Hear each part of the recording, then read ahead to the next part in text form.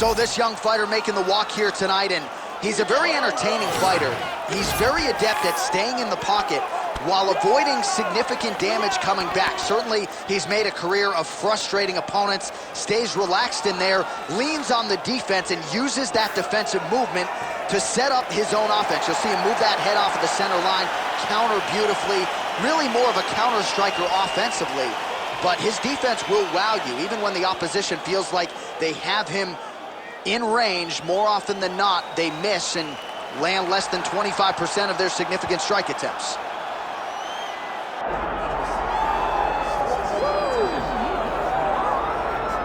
All right, here's Scotland's own Paul Bear Chew Craig. And sometimes when you realize success, as he did at 205 pounds, it can delay the eventuality that was his move down to middleweight. But after a loss or two, moved down to 185 pounds, and I think proved to a lot of the MMA masses that this is the division in which he can realize a world title fight. Had the main event against Brendan Allen, showed all the toughness we have come to expect from Paul Craig, even though he didn't get his hand raised that night. But tonight provides another opportunity for Paul Craig to prove that he can be the best 185-pound fighter in the world.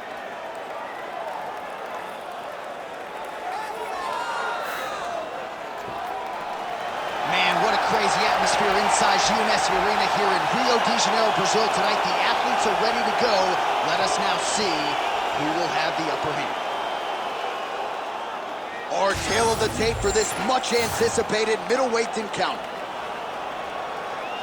Here is Bruce Buffer. Ladies and gentlemen, this is the main event of the evening.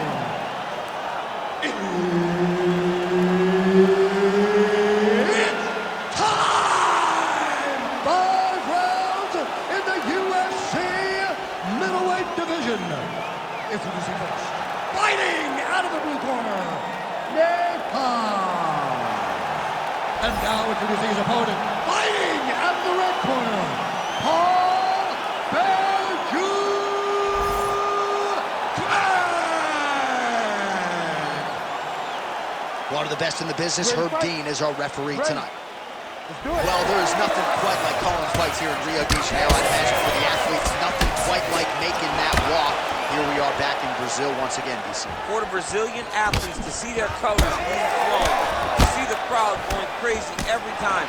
There were nights where Brazilian fighters could not lose. They have won 10 fights at times in this arena because they take so much energy from the crowd. Craig gets the early takedown. Nice start to the round for him. Let's see what he can do with it. Oh, right into mount. All right, setting up for a finish here. That is tight. Look at him, he's starting to finish. Oh my goodness. He slams him down, uses straight power to escape that triangle choke. Great job, great technique.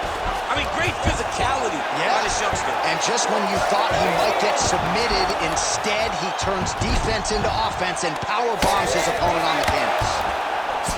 Well, the ground and pound is there once again. Strong work here by Craig. He's very accurate in the ground and pound, and it's showing because he's landing so consistently. Oh, heavy shots continue to rain down. Good right hand. Oh, my goodness. What a fight. So what a moment in this man's career. A huge finish in front of a capacity crowd.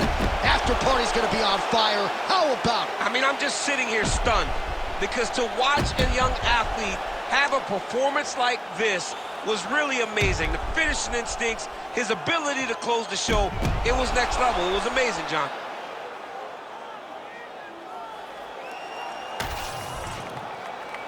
All right, Bruce Buffer now inside the octagon has the official decision. Ladies and gentlemen, referee Herb Dean's called a stop to this contest at 2 minutes, 13 seconds of the very first round. Declaring the winner by TKO, Napalm. Well, can you imagine what the celebration is like in his hometown right now after he gets the TKO win tonight? He said he wanted to leave the judges out of it. Mission accomplished. Mission accomplished. He left the judges out of it. The judges could have went to the concession stand because once he got his opponent